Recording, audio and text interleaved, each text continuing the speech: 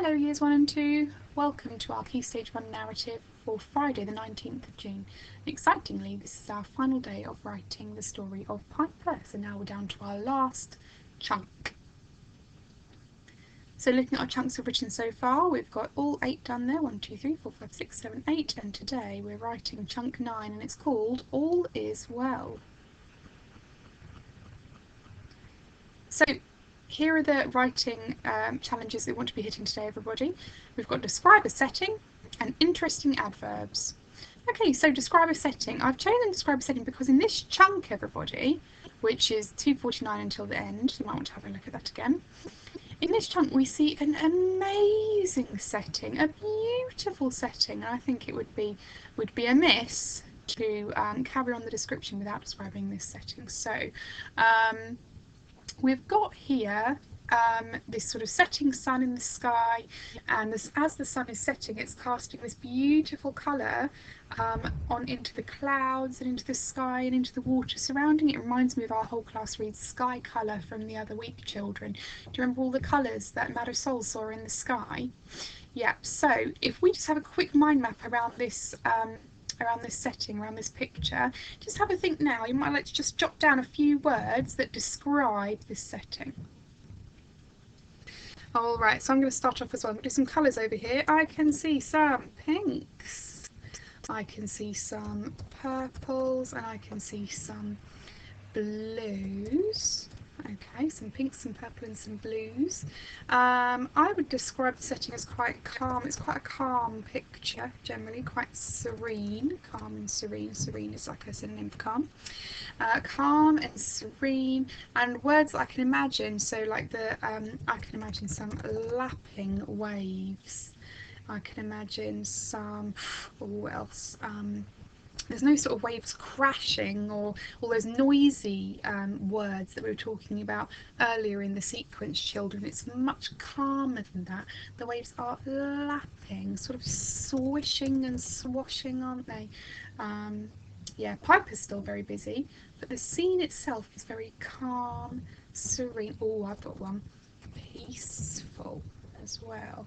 Okay, so we've got some colour adjectives over here. We've got some adjectives to describe sort of how the feeling of the scene is, and they've also got some verbs to describe the water as well, like lapping and swishing. Okay, fab, everyone.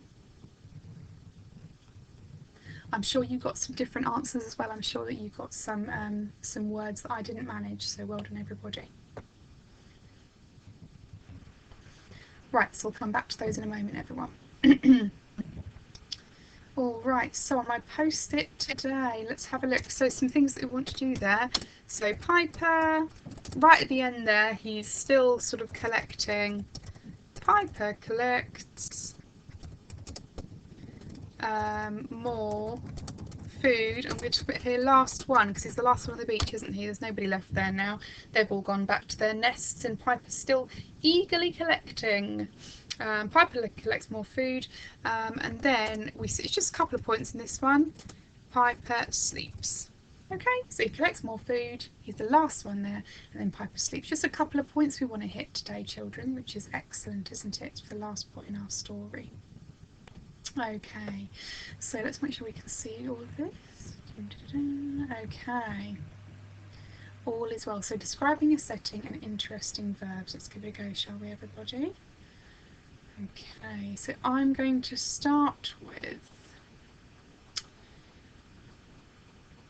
Piper was the last bird on the beach. And you kind of got a little bit of alliteration there, everybody. Last bird on the beach.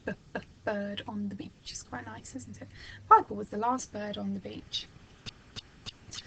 And I'm going to make the sentence even longer, so I'm not going to put a full... I'll put a full stop, but I've taken that away. I'm going to put a comma instead. And I'm going to have here... What was he doing? Still collecting shells and snacks. Lovely. Okay, that's looking good. I'm going to try and hit my interesting adverbs here. So he was collecting, but how was he collecting? Was he quietly collecting them? Was he How was he collecting? Quietly collecting, proudly collecting. We've used proudly before, haven't we? Oh, busily. He was busily collecting shells and snacks. He'd almost not realised all the other birdies had gone home, had he? He was so busy with what he was, so consumed in what he was doing. You can choose a different adverb, everybody, but I quite like that one. Piper was the last bird on the beach, comma, still busily collecting shells and snacks. That's excellent, Miss Parsons, but we haven't actually described our setting yet, so I'm going to do that up here first. Okay, so looking back at our sort of mind map we've just made about the setting, about that scene. Pink, purple, calm, blue, serene. Choose your favourite ones, everybody. Peaceful, lapping, swishing. Okay, some of those words can definitely help me. And again, children, I'm just being really careful that my words are sitting on the line. Do you know, since we've talked about this, I have definitely seen children making a really big effort to make sure the letters are sitting on the line, that descenders like y go below the line, and ascenders like b have a nice tall stalk. I have definitely noticed a difference, and I'm really pleased, everybody. Well done for that. Okay, so the sun set in the pink, or I'm going to put in the calm, comma, pink, stacking adjectives there. The sunset in the calm pink sky, reflected in the sea. What kind of sea can we have? Oh, the sun. Okay, the sunset in. Oh, not the clam pink sky, Miss Parsons. Good grief, it means something altogether different. The sunset in the calm pink sky, reflected in the shimmering sea. Oh, lovely. That creates a lovely picture for me, and I can tick off my describer settings. I think that's described it beautifully, everyone, if I do say so myself. And so now we need our interesting adverbs. We've already got one, children. Let's just shuffle this up. I started a new paragraph there because here I'm talking about the scene and here I'm talking about Piper. So I am starting a new paragraph, starting a new line. And let's have a look at those adverbs, shall we? So Piper was the last bird on the beach, still busily collecting shells and snacks. Okay, so now we want, if we have a look at our plot points again, what's something about him, Piper sleeping, don't we? And I think in here we can probably get in another interesting adverb or two. So let's have a sentence starter. Gives us a time as well. That night, that evening, that night, go that night. That night, Piper. Oops, it's got my finger space. Piper slept soundly. Lovely adverb, Miss Parsons. Slept soundly. Okay, let's tick it off. He slept soundly, he slept peacefully, he slept calmly. Think of your adverbs, everybody. How did he sleep? We can see from the picture that he's not sleeping restlessly. He's not sleeping, he doesn't keep waking up, does he? He's sleeping soundly, peacefully, calmly, silently, all of these words meaning that he's very happily, probably a bit tired as well. He's probably really pooped after his day on the beach looking for all those bits, isn't he? So tired and sleeping soundly. The night Papa slept soundly. Right, now this bit, everybody, I've got a couple of adverbs there. I'm really happy I can tick this bit off now. This bit I'm going to leave open-ended. That means I'm not going to tell you what I'm writing for this bit, okay? Because I want you to have a think about it. He dreamt of, I'm going to put ... Now that's not for you to copy, so that's an ellipsis, that ... that's what you call it, an ellipsis, and I don't want you to do the ellipsis, I don't want you to do the ... I want you to finish off that sentence. He dreamt of. So I'm not going to give you any ideas for that. I want you to really have a good think about that yourselves.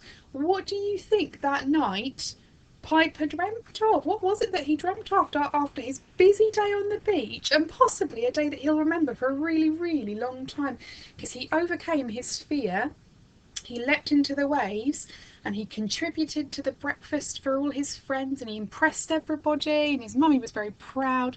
It's a big day for Piper, wasn't it? One that he'll remember for a long time. So what is it that he dreamt of? So you could think about he dreamt of something. He dreamt of his day. He dreamt of what happened that day. You could think of something more creative than that. Maybe he dreamt of some sort of, flying in the sky. Maybe he dreamt of catching more crustaceans and things. Who knows? Okay, I'm sure you're far more creative than me, children. So you'll have lots of ideas on this, and how Piper can, how we can finish the story, and what Piper might be dreaming of that night. Okay. Excellent, well done everybody. Do you have a final read? So, the sunset in the calm pink sky reflected in the shimmering sea. Piper was the last bird on the beach. Still, oh my goodness, children, I've just noticed some more alliteration there. Bird, beach, busily. Oh, goodness gracious. Piper was the last bird on the beach, still busily collecting shells and snacks. That night, Piper slept soundly. He dreamt of... Oh, it's a bit of a cliffhanger, children. I'm so excited to see your ideas of what you think Piper dreamt of. Add a couple of sentences as you like. Really go for it, okay? Excellent. Well done, everybody. I'm going to really enjoy reading these, I can tell. Absolutely fantastic effort this week. I'll see you all on Monday. Bye-bye, lovelies.